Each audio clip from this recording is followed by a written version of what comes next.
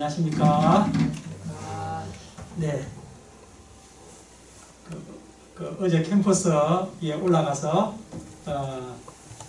요수아 형제님과 또 몇몇 사람들과 같이 미술을 즐겁게 치고 또 캠퍼스 주변의 꽃들을 구경했습니다.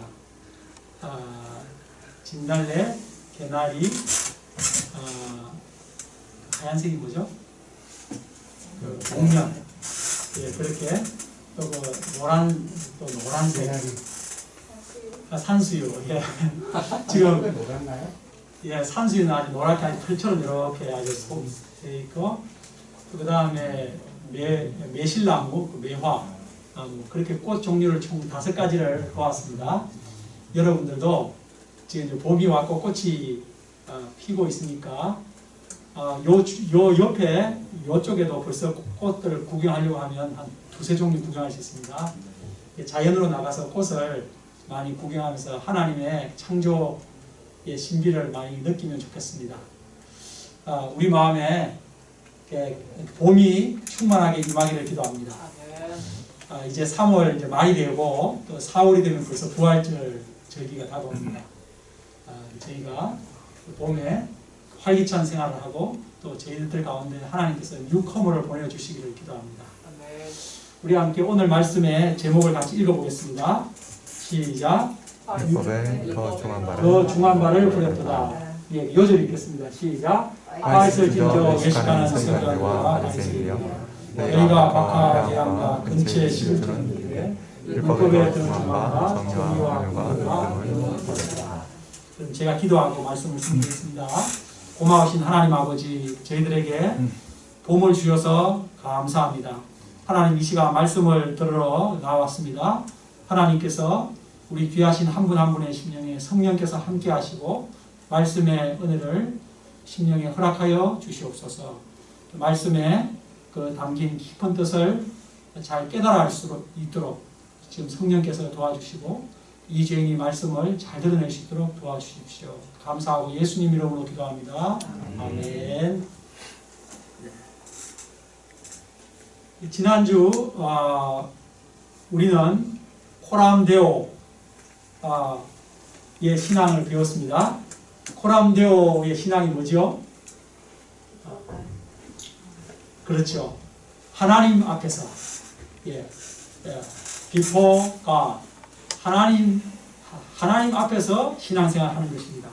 예수님께서 지난주 말씀에서 서기관과 바리새인들의 신앙의 가장 큰 문제점이 사람 앞에서 신앙생활 하는 것이라고 하셨습니다.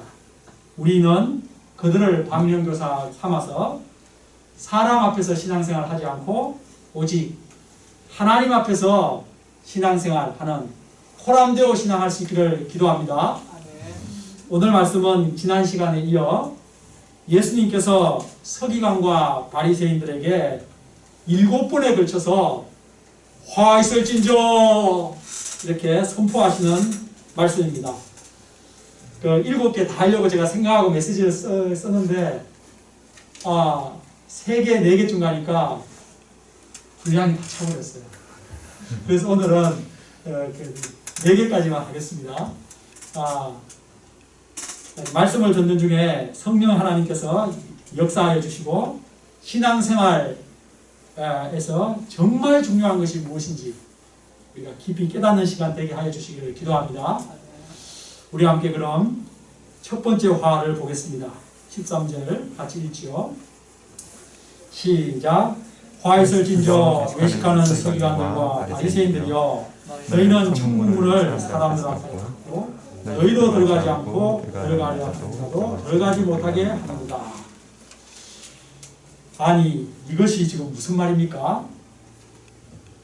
천국은 좋은 곳 아닙니까?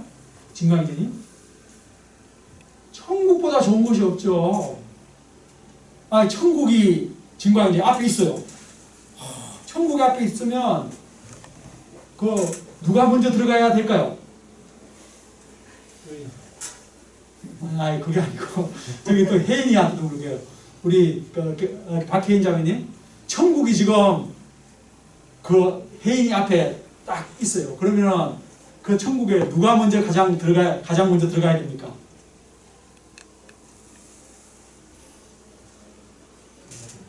예? 네.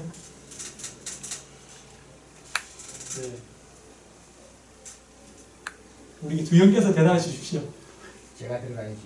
그렇죠. 내가 바로 들어가야죠. 너 들어가. 이렇게 할 거 아닙니다. 예. 천국이 바로 앞에 있으면 내가 가장 먼저 들어가고, 그 다음에 내 와이프 끌고 들어가야 됩니다. 그리고 내 자녀들을 끌고 들어가야 됩니다. 예, 내 양떼들 끌고 들어가고, 내 일가 친척들 끌고 들어가야죠. 예. 천국, 누나 가세요. 그게 아니에요. 예. 아니, 천국은 정말 이렇게 내가 들어가고 남들 같이 들어가야 될 너무도 좋은 곳입니다. 그런데 예수님은 서기관과 바리새인들이 천국에 이 서기관과 바리새인들이 자신들도 들어가지 않고 또 들어가려고 하는 자도 어떻게 한다고요? 못 들어가게 막는다는 거예요. 이게 도대체 무슨 짓을 하는 것입니까? 예수님께서 이 땅에 메시아로 오셨죠. 그리고 천국을 선포하셨습니다. 회개하라! 천국이 가까이 왔느니라! Repent! For the kingdom of heaven is near! 바로 천국이 바로 at hand, near, 바로 네 옆에 있다. 현숙자매님 천국에 바로 들어가겠죠 지금? 바로 손으로 잡아야 됩니다. 예수님은 이처럼 모든 사람이 천국에 지금 들어오라고 초청하고 계신 것입니다. 그러자 많은 이스라엘 백성들이 예수님께로 몰려들었습니다. 예수님은 몰려드는 무리들에게 천국 복음을 들려주시고 많은 병자들을 고쳐주시고 특히 귀신 들린 자들의 귀신을 쫓아내 주셨습니다. 그러자 백성들이 우와, 이는 다윗의 자손이 아니냐. 다윗의 자손이 바로 메시아의 별칭입니다. 야, 이분 메시아 아니냐 이렇게 한 거예요. 예수님을 메시아로 그리스도로 영접할 태세였습니다. 이제 백성들이 천국문에 막 들어가려는 순간이었습니다. 이때 그 뒤쪽에 서 있던 서기관과 바리새인들이 에헴 하면서 회방 놓는 말을 했습니다. 무슨 말을 했습니까? 제가 귀신의 왕 바알세불을 힘입지 않고는 귀신을 쫓아내지 못하느니라. 귀신 쫓아냈다고? 저거 다 귀신의 역사야. 아니, 성령의 역사, 구원의 역사가 막 일어나고 있는 상황을 귀신의 역사라고 초를 치다니 참으로 악한 자들이었습니다. 그들은 더 나아가 예수님을 죄인이다, 사마리아인이다. 사마리아인이라는 말은 좀 안 좋은 말입니다. 잡놈 이런 뜻입니다. 아주 불결한 혼혈, 잡놈 이런 뜻입니다. 그래서 그렇게 예수님을 폄훼하면서 백성들에게 예수님을 믿으면 출교시켜버리겠어. 알아서 해. 이렇게 협박했습니다. 요한복음 8장에 보면 나오죠. 요한복음 9장에 보면 나오죠. 이처럼 그들은 천국문을 사람들 앞에서 셧다운 시켜버렸습니다. 그리고 자신들도 천국에 들어가지 않고 들어가려는 백성들도 들어가지 못하도록 무지막지하게 협박하였습니다. 만약 그들이 예수님을 웰컴 영접하고 자기들이 천국에 들어가고 백성들도 같이 천국에 들어가도록 했더라면 얼마나 좋았을까요? 그러면 이스라엘의 역사, 인류의 역사가 바뀌었을 것입니다. 참으로 안타깝습니다. 예수님은 천국문을 닫고 자신들도 들어가지 않고 백성들도 못 들어가게 회방 놓는 이런 서기관과 바리새인들에게 화가 있도다 라고 하십니다. 15절을 두 번째 화를 보겠습니다. 시작. 화 있을진저 외식하는 서기관들과 바리새인들이요 너희는 교인 한 사람을 위하여 바다와 육지를 두루 다니다가 생기면 너희보다 배나 더 지옥 자식이 되게 하느니라. 아니 또 이거는 무슨 말입니까? 아니 배나 더 지옥 자식을 만든다니. 우리는 저 낙성대 역으로 가다가 그 큰 건물 뭐죠? 예, 하나님의 교회 2단 건물 그 사람들 또 우리나라 그 코로나 때 우리나라 전체를 아주 들썩이게 했던 2단 뭐죠? 예, 신천지 그 사람들이 얼마나 열정적으로 막 사람들을 전도해 가지고 사람들을 배나 지옥 자식 만드는 것을 우리는 똑똑히 보고 있습니다. 당시 서기관과 바리새인들도 그랬다는 것입니다. 그들은 이방인들을 유대교로 개종시키고자 바다와 육지를 두루 다닐 정도로 선교 열정이 대단했습니다. 그들은 바벨론 포로 이후부터 디아스포라로 흩어져 있으면서 그렇게 개종하는 일을 서서히 열정을 보였습니다. 그러다가 1세기 당시는 많은 이방인들이 할례를 받고 세례를 받고 유대교로 개종하고 또 절기가 되면 예루살렘으로 찾아왔다고 합니다. 그런데 불행하게도 그 서기관과 바리새인들은 개종시킨 이방인들을 어떻게 했다고요? 하나님께로 인도하지 않고 그들의 유전과 전통으로 가르쳤습니다. 사람들을 예수님께로 인도하지 않고 자기들의 사람들로 만들어버렸습니다. 자기 교파의 사람들, 그 자기들의 제자들로 만들어버렸습니다.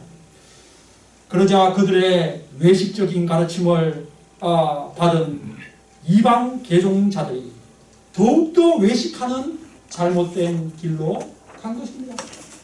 바리새인 2가 된 거죠. 예. 그들은 하나님과 예수님으로부터 점점 멀어지고 유전과 전통에 매인 사람들이 되었습니다. 구원에서 점점 멀어져 갔습니다. 참으로 배나 지옥 자식을 만드는 안타까운 일이 일어난 것입니다. 지난주에 제가 그 유진 피터슨의 메시지 성경 그 책을 이렇게 보여드렸죠. 예, 그 성경의 이 15절 말씀을 제가 한번 읽어보겠습니다. 너희 종교학자들아, 바리새인들아, 사기꾼들아, 너희는 도무지 구제불능이구나. 너희는 회심자 하나를 얻으려고 세상 반바퀴나 돌다가 일단 얻으면 그를 너희 복제품으로 만들어서 갑절로 저주받게 하는구나. 리얼하죠? 복제품으로, 너희들의 복제품으로 만드는구나 라고 그랬습니다. 여기서 우리는 전도자로서 또 성경 선생으로서의 중한 책임을 느끼게 됩니다. 우리가 전도를 할 때 전도는 좋은 것입니다. 성경을 가르치는 것은 너무도 좋은 것입니다. 그런데 그것을 할 때 사람들을 어떻게 도와야 됩니까? 사람을 하나님께로 바르게 인도해야 합니다. 그 사람이 나를 바라보도록 돕는 것이 아니라 예수님을 바라보도록 도와야 합니다. 자기 생각을 가르치는 것이 아니라 성경을 바르게 가르치고 하나님의 마음을 가르쳐 주어야 합니다. 자기 모임의 유전과 전통을 가르치는 것이 아니라 하나님을 가르치는 것입니다. 그래서 그 사람이 나의 사람이 아니라 내 모임의 사람이 아니라 하나님의 사람이 되도록 그리스도의 사람이 되도록 도와야 합니다. 무엇보다 더 나아가 그 사람이 나보다 더 뛰어난 하나님의 종이요 예수님의 제자가 되도록 섬겨야 합니다. 우리는 이 일을 잘한 대표적인 사람으로 누구를 여러분 생각이 납니까? 그 성경에 나오는 인물 중에 사도 바울. 저는 세례 요한이 생각이 났습니다. 더 훌륭하신 분이 나타났을 때 그 더 훌륭하신 분이 가라고. 세례 요한은 사람들이 예수님을 따르도록 적극 외쳤습니다. 자기가 수많은 군중들에게 세례를 주고 있고 자기의 인기가 너무 높은 상태였지만 그때 예수님이 요단강에 세례를 받으러 오셨습니다. 그때 이 많은 사람들을 자기에게로 소프트라이팅 하지 않고 예수님에게로 소프트라이팅 시키면서 보라, 세상 죄를 지고 가는 하나님의 어린 양이시로다 그랬습니다. 그리고 나는 저분의 신발끈을 풀기도 감당하지 못할 자로다. 그리고 그는 자기의 제자였던 안드레와 요한을 예수님의 제자로 보내었습니다. 그래서 안드레와 요한이 예수님의 수제자들이 된 것이 아닙니까? 그러니까 더 훌륭한 분이 있을 때 그분에게로 보내는 거 그거 쉽습니까? 저는 그런 교수나 그런 선생이나 그런 사부들을 몇 기억나는 사람이 없습니다. 그는 예수님의 조연 역할을, 주연은 예수님, 주인공은 예수님, 나는 거기 조연, 엑스트라, 그 잘하시는 차라는 것이에요. 신부를 취하는 자는 신랑이나 서서 신랑의 음성을 듣는 친구가 크게 기뻐하나니 나는 이러한 기쁨이 충만하도다. 그는 흥하여야 하겠고 나는 쇠하여야 하리라. 얼마나 위대합니까? 자기가 신랑 되고 싶어 하지 않고 자기는 신랑의 친구 되고 싶어 하는 거예요. 이 말씀 앞에 제가 양들을 숨기는 목자요 성경 선생으로서 세례 요한과 같은 자세로 양들을 예수님께로 하나님께로 인도하는 사람이 될 수 있기를 기도합니다. 그래서 제가 섬기고 있는 이호수와 진광, 다한, 다윗, 민성 형제들이 저보다도 더 뛰어난 하나님의 사람들이 되기를 기도합니다. 이분들이 이 시대를 섬길 영적으로 탁월한 예수님의 위대한 제자들 되기를 기도합니다.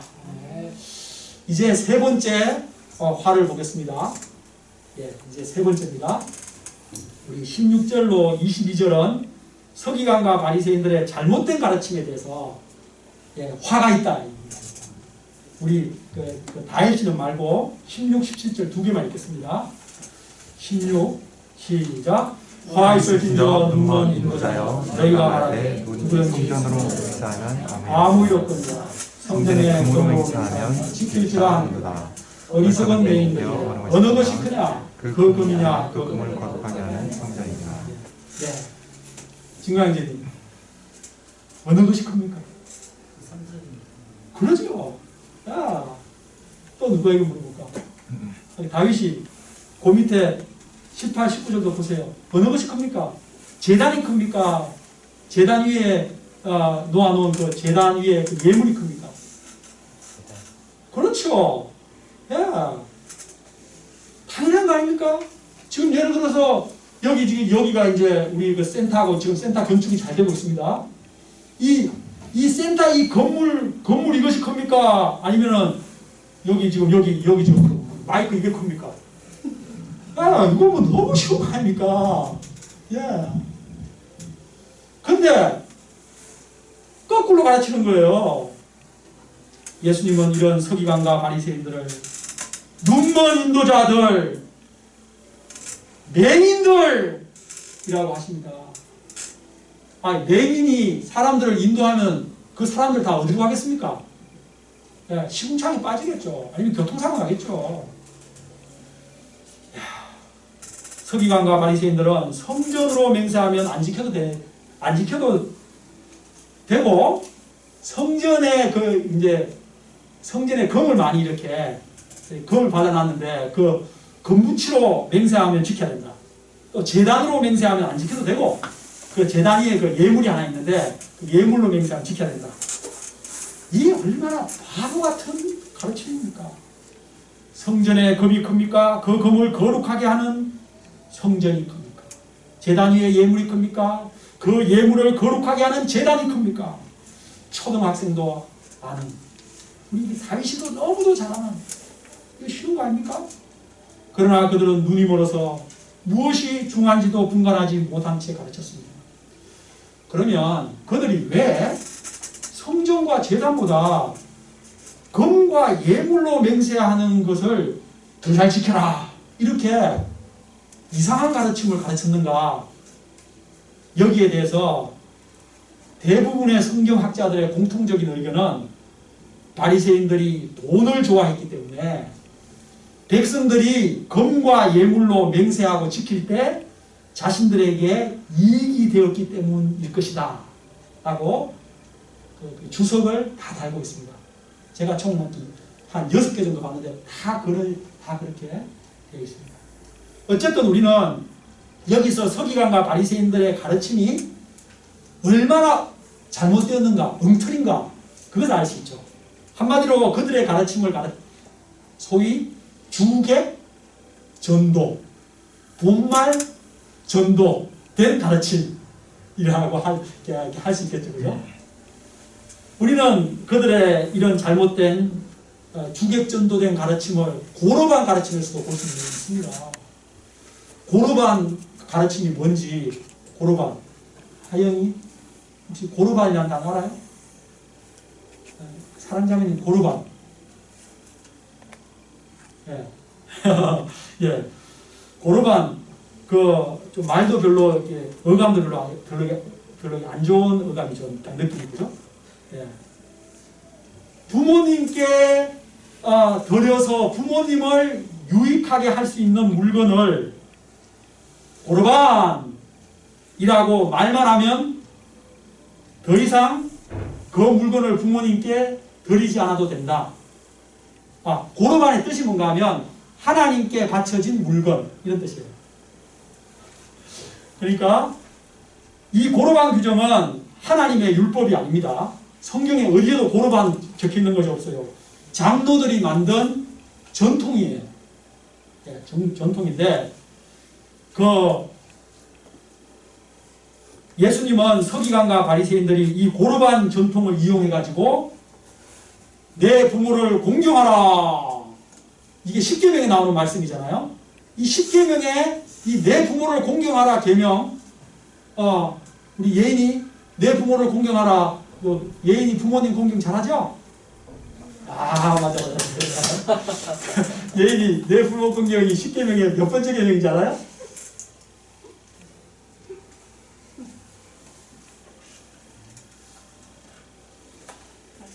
예, 5번째 맞았어요. 네. 5번째 계명, 이것을 어기고 있다는 거예요. 예. 예수님은 그들을 신랄하게 비난하셨습니다. 너희가 사람의 전통으로 하나님의 계명을 어기는도다. 너희가 만든 전통으로 하나님의 말씀을 폐하는도다. 한마디로 장로들의 그 전통, 쓰레기통에 집어넣으라는 거죠. 그걸로 하나님의 성경 말씀을 우리 어기도록 가르친다는 거죠. 네. 서기관과 바리새인들처럼 주객이 전도된, 이 본말 전도된 가르침, 이런 잘못된 가르침을 하는 사람에게 화가 있다는 것입니다. 저는 이 말씀 앞에 참으로 두렵고 떨리다는 생각이 들었습니다. 왜냐하면 제가 매주마다 하나님의 말씀을 메신저로서 섬기고 있기 때문입니다. 제가 이 말씀 앞에 자신을 늘 깊이 돌아보기를 기도합니다. 맹인 같은 가르침을 가르치는 김효수아가 아니라 하나님의 바른 가르침, 바른 메시지, 하나님께서 원하시는 성령께서 원하시는 바른 메시지를 섬길 수 있도록 제가 늘 말씀 앞에 먼저 회개하고 기도하며 섬길 수 있기를 기도합니다. 결국 맹세에 대한 바른 가르침은 그 뒤쪽에 쭉 나와 있죠. 20절, 21절 그쪽 쭉 나와 있죠. 곧 뭡니까? 모든 맹세는 다 하늘에 계신 하나님 앞에 하는 것이다. 이것이 맹세의 가르침의 핵심입니다.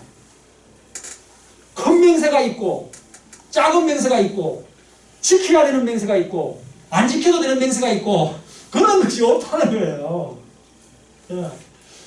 맹세를 했다면 다 반드시 지켜야 하는 것이다 라는 것입니다. 그리고 지키지 못할 것이면 아예 맹세를 하지 말아야 된다는 것입니다. 제가 지금 여기서 뭐 하겠다고 말할 때 맹세하며 말하는 것과 그냥 말하는 것과 똑같은 것입니다. 우리는 그런 사람이 되어야 되는 것입니다.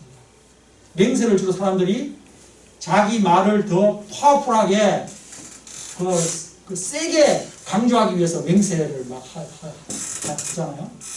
그래서 우리가 옛날에 올 로비 김대중 대통령 있을 때 그때 정말 양쪽 다 교회 권사님들 나오셔가지고 서로 하나님 앞에 맹세한다면서 막 누군가는 거짓말 하고 있는데 정말 그때 아주 부끄러운 일이 있었습니다. 우리는 맹세하는 단어 자체를 쓸 필요가 없는 진실한 은어 생활을 하는 사람이 되어야 합니다. 지키지도 못하면서 맹세를 하는 사람은 남을 속이는 것이며 하나님을 만홀히 여기는 것입니다. 모든 맹세는 다 하나님 앞에서 하는 것이다. 이 바른 가르침을 알았다면 서기관과 바리새인들이 어떤 맹세는 지키고 어떤 맹세 지키지 마라 그런 잘못된 가르침을 하지 않았을 것입니다. 그들은 자신들도 알지 못하면서 잘못 가르치는 화를 받을 자들이었습니다. 우리는 남을 그러므로 가르치는 선생이 되려고 하지 말고 혹시 그러나 또 가르치는 사람이 되었다면 그러나 가르치다 보면 모르는 것이 있잖아요. 그러면은 모르겠습니다. 이렇게 솔직히 말하고 또 제가 좀 공부해서 다음 주에 알려드리겠습니다. 이렇게 솔직하게 말하는 사람이 되어야겠습니다. 자, 이제 마지막 이제 오늘 네 번째 화에 대해서 23절과 4절 읽겠습니다. 이 부분이 오늘 이렇게 주제고 상당히 이 말씀 중에 아주 재미있는 비유도 나옵니다. 같이 읽겠습니다. 23절만 읽죠. 시작. 화에서 진저와 외식하는 서기관들과 바리새인들 너희가 박하와 해안과 근처에 심으시는 율법에 더 중함과 정의와 긍휼과 믿음은 버렸도다. 그러나 이것도 행하고 저것도 버리지 말아라. 예수님께서 서기관과 바리새인들에게 네 번째 화를 선포하신 이유는 그들이 사소한 율법의 사소한 부분까지는 꼭 철저하게 지키고자 예를 쓰면서도 율법의 더 중요한 바를 버려버렸기 때문입니다. 서기관과 바리새인들은 박하와 회양과 근처의 11조를 칼같이 드렸습니다. 박하와 해안과 근처에 대해서 한번 사진을 보겠습니다. 이것은 여기 다 나와 있죠. 이런 아주 양념류로 쓰이는 향기로서 이렇게 음식에 조금 넣는다든지 아니면 약재료로 조금 첨가하는 그런 것입니다. 네, 이것은 이스라엘 농작물들 아주 사소한 농작물에 속하는 것입니다. 그리고 성경에서는 이런 거 11조 하라는 것이 안 나와요. 너의 농산물, 곡물에 대해서 이게 쌀, 보리 이런 곡물에 대해서 이렇게 하라 이런 건 나오는데 이건 나오지 않는데 이것까지도 아주 철저하게 계산해서 그 11조를 드린다고 아주 야단 목숨을 들었습니다. 신앙이 훌륭해 보이지 않습니까? 예. 그런데 그들은 율법에 훨씬 더 중요한 바 정의와 긍휼과 믿음은 버린 것입니다. 그들은 무엇이 중요한지를 몰랐습니다. 여러분, 우리나라 요즘 젊은 트로트 1인자 누굽니까? 요즘 김영웅? 예, 김영웅이 임영웅 씨가 그 부르는 노래 있죠. 무엇이 중요한디. 예. 그 노래 아마 현수 목사님 잘 부를 것 같은데 예. 제가 잘 못 부르기 때문에 부르지 않겠습니다. 무엇이 중요한디? 사랑이 중요한 거야 하면서 다 하잖아요. 그래서 예. 한번 보세요. 그 2017년 나온 노래인데 아주 가사 내용이 좋습니다. 한 번 사는 인생 무엇이 중요한디? 뭐 예쁘다고 잘났다고 그러면서 무엇이 중요한디? 사랑이 중요하다. 예. 정의와 긍휼과 믿음 이것이 중요하다는 것이죠. 이것이 율법의 몸통이라고 한다면 박하와 해안가 근처의 11조는 깃털에 불과한 것입니다. 예수님은 박하와 해안가 근처의 11조에 비해 정의와 긍휼과 믿음이 얼마나 크고 중요한지 그것을 24절에서 재미나게 비유로 말씀하셨습니다. 우리 같이 읽어볼까요? 24 마지막입니다. 시작. 맹인된 인도자여 하루살이는 걸러내고 낙타는 삼킵니다. 예, 이렇게 대조해서 비교하셨습니다. 하루살이는 얼마나 작고 가볍습니다. 예, 거기에 비해 낙타는 얼마나 크고 무겁습니까? 예, 여기 지금 사진이 나왔네요. 지금 여기 뿔 앉아 있는 건 뭡니까? 예, 거기에 저 빈자가 돌고 있는 건 뭡니까? 예, 실제로 하루살이를 좀 크게 그려놓은 겁니다. 예, 거의 뭐 벌이나 나비 수준 정도로 크게 지금 그려져 있는데 하루살이는 여기 점도 실제로 되지 않아요. 이거의 크기에 비하면 아주 거의 하루살이 거의 눈에도 잘 보이지 않지 않습니까? 예. 근데 낙타는 소보다 큰 거예요. 예. 그리고 이스라엘 나라에는 뭐 코끼리 그런 건 없었기 때문에 낙타가 가장 큰 그 동물이었어요. 자, 한번 봅시다.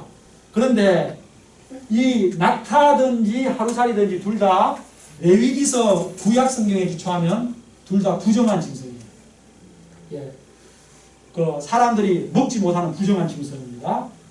제가 레위기서 11장을 읽어보겠습니다. 낙타는 새김질은 하되 굽이 갈라지지 아니하였으므로 너희에게 부정하고, 예. 그 부정하지 않으려면은 새김질을 해야 되고 굽이 갈라져야 됩니다.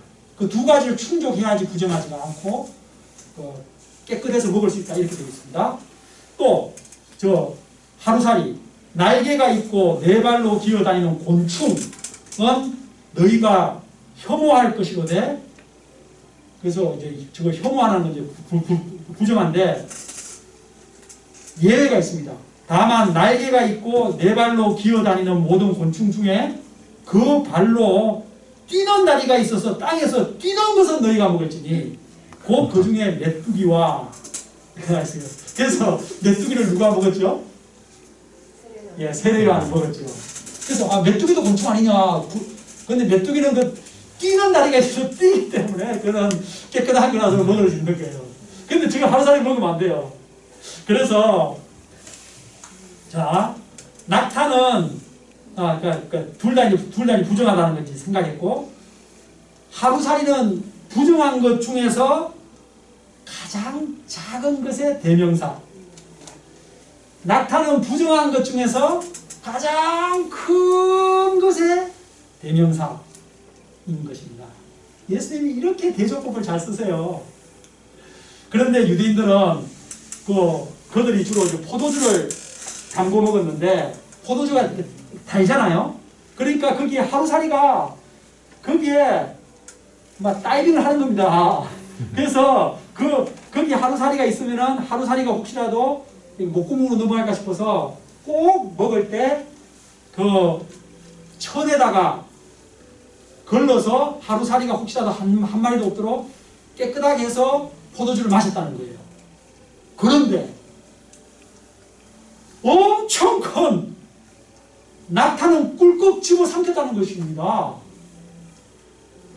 예, 하루살이에 비해서 낙타가 1000배, 10,000배나 큰데 저거는 그냥 꿀꺽 삼켰다는 거예요. 작은 것 하나에 부정케 되지 않고자 그것을 자기를 깨끗하게 하고자 드러냈는데 엄청 큰 저 부정한 것은 그냥 삼켜버렸어요. 이처럼 서기관과 바리새인들은 하나님이 바치라고도 명하지도 않았는 양념류에 대해서는 11조를 드린다고 그렇게 부산을 떨면서 율법에 훨씬 크고 더 중요한 정의와 긍휼과 믿음은 버렸습니다. 이게 얼마나 황당합니까? 이 부분도 제가 메시지 성경으로 한번 다시 한번 읽어보겠습니다. 아주 재미가 있어요. 너희 종교학자들아, 바리새인들아, 사기꾼들아, 너희는 도무지 구제불능이구나. 너희는 꼼꼼히 장부를 적어가며 동전 하나까지 11조를 내지만 하나님의 율법의 알맹이인 공평과 긍휼과 믿음과 같은 절대적인 기초는 이래도 그만 저래도 그만 안중에도 없구나. 정성스러운 장부 정리도 좋다마는 기초는 반드시 필요하다. 처음부터 끝까지 다 틀려먹은 인생 이야기를 쓰면서 시시콜콜 맞춤법과 구두법을 따지고 있으니 너희 꼴이 얼마나 무서운지 알기나 하느냐?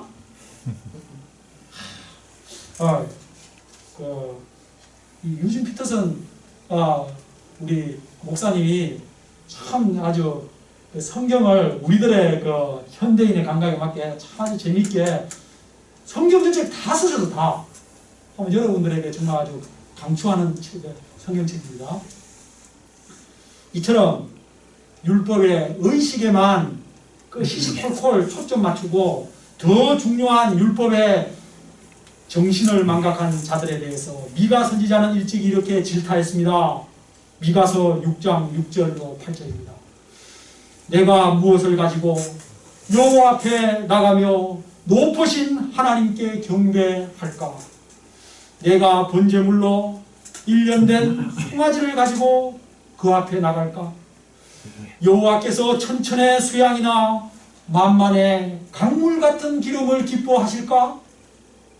내 허물을 위하여 내 맏아들을 내 영혼의 죄로 말미암아 내 몸의 열매를 드릴까?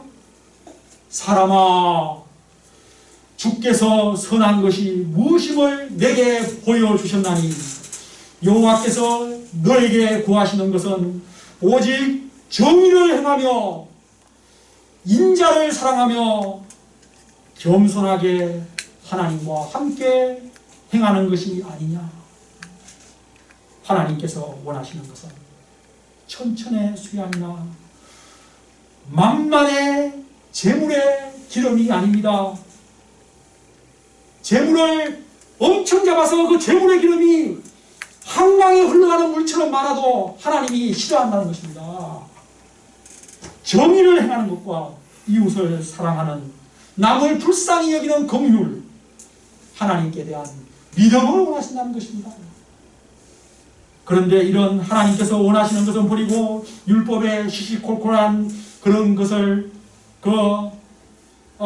지키겠다며 사람들을 괴롭히고 있는 서기관과 바리새인들은 율법의 근본 정신을 모르는 자들이며 율법을 주신 하나님의 마음을 모르는 것입니다.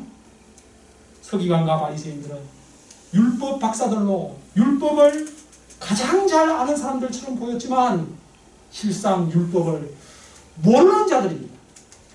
하나님을 가장 잘 아는 사람들처럼 보였지만 하나님을 전혀 모르는 자들입니다.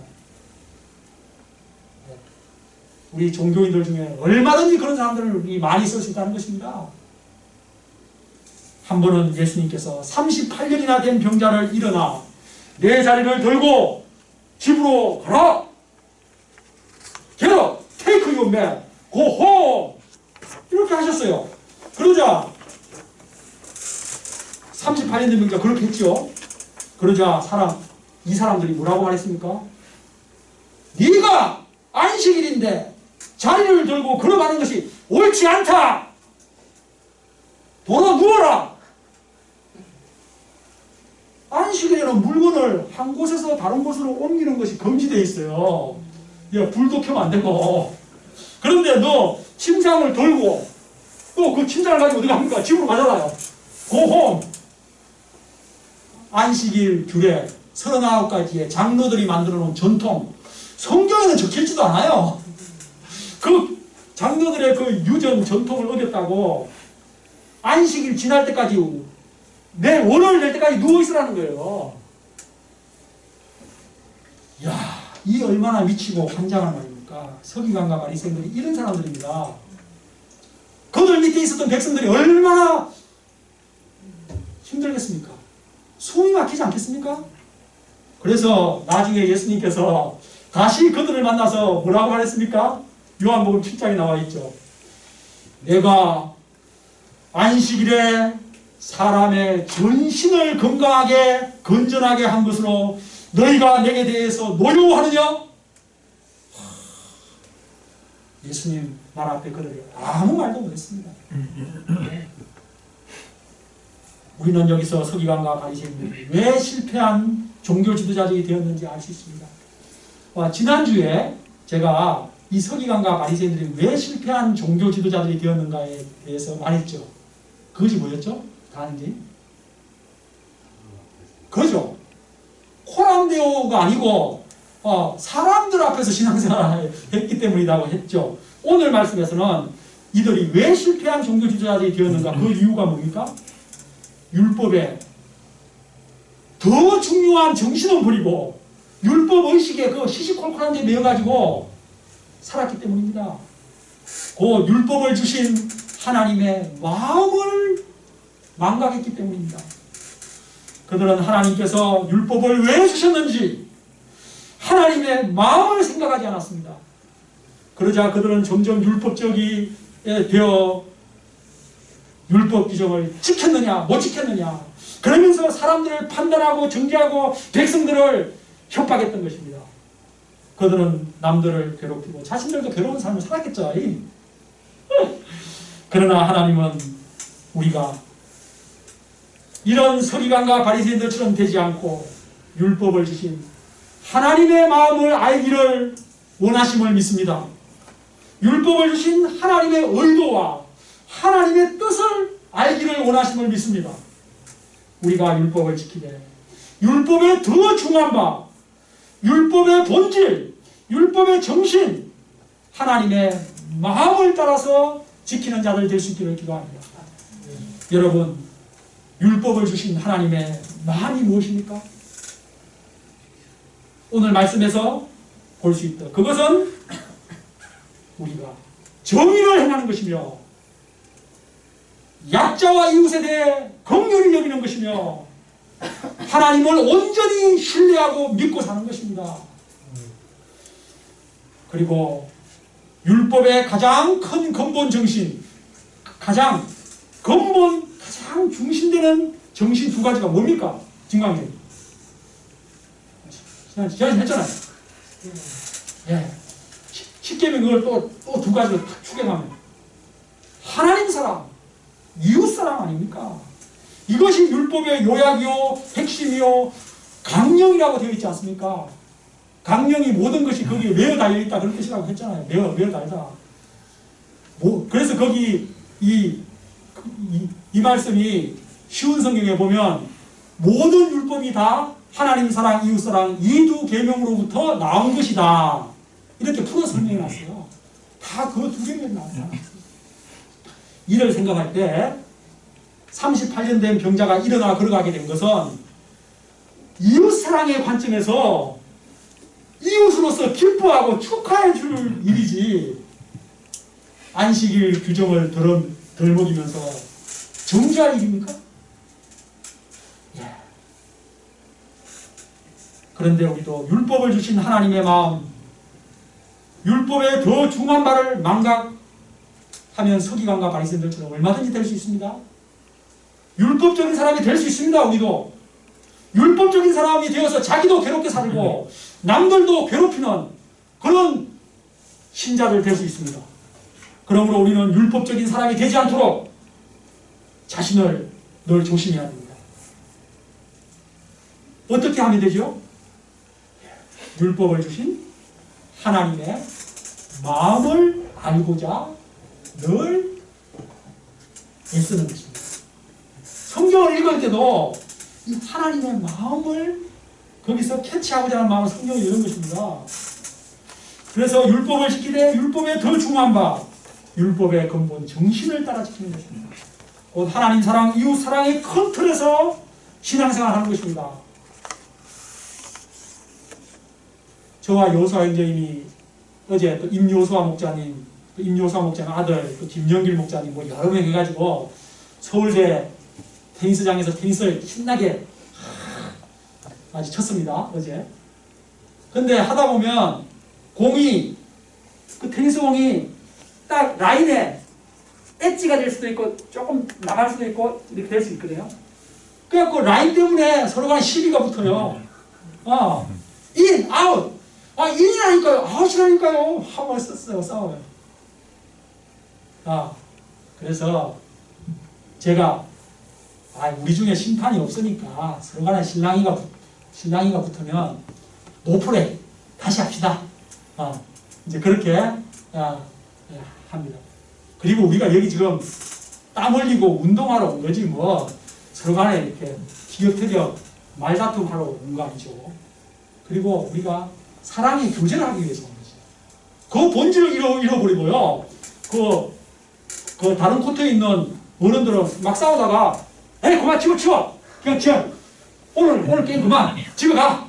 그래서 게임을 운동하러 왔는데 그 건강을 위해서 그것 때문에 신랑이가 붙어가지고 그냥 운동을 안 해버리는 거예요.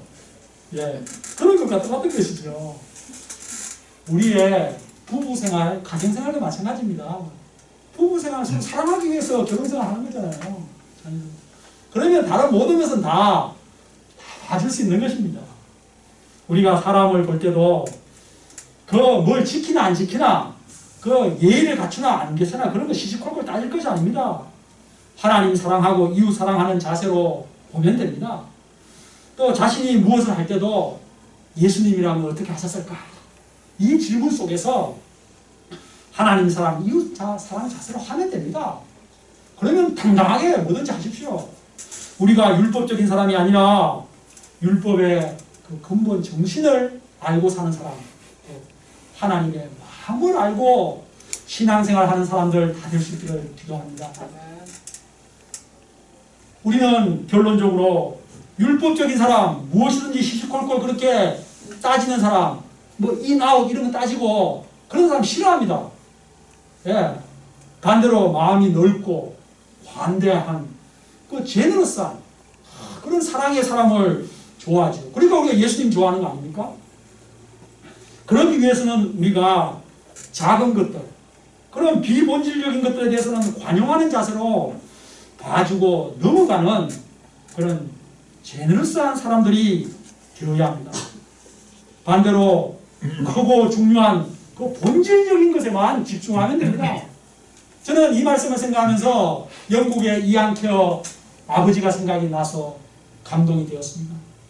이안 케어 아버지가 결혼을 하면서 자기 와이프한테 큰 결정은 제가 내릴 테니까요.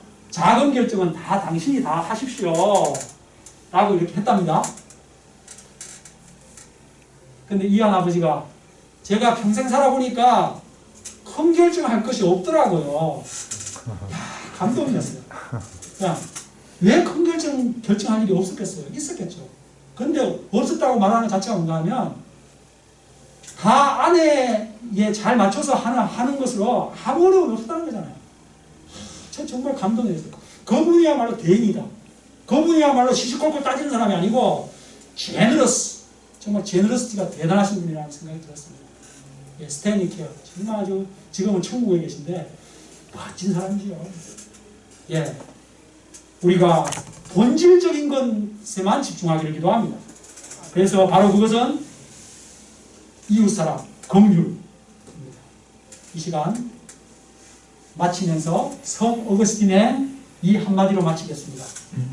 우리 함께 그거 같이 읽어보고 마치겠습니다. 본질에는 일치를, 비본질에는 자유를, 모든 일에는 사랑을. 우리 같이 해봅시다. 시작. 본질에는 일치를, 비본질에는 자유를, 모든 일에는 사랑을. 영어로 해봅시다. 시작. In essentials, unity. In non-essentials, liberty. In all things, charity. 아멘. 기도하겠습니다.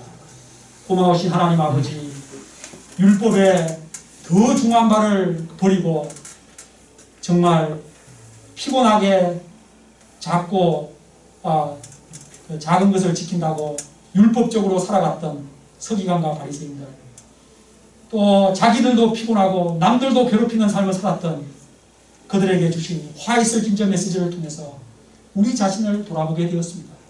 주님, 우리가 정말 율법에 더 중요한 바, 지금 하나님께서 우리들에게 가르쳐 주신 하나님 사랑, 이웃 사랑, 그 큰 관점을 잃어버리고 작고 사소한 것을 가지고 서로 시비하고 싸우고 정말 피곤하고 율법적으로 살아온 모든 죄악을 용서하여 주십시오. 오늘부터는 정말 늘 율법에 더 중요한 바, 그 중요한 바를 따라 살게 하시고 하나님의 마음을 따라 살아가게 도와주십시오. 예수님 이름으로 기도합니다. 아멘.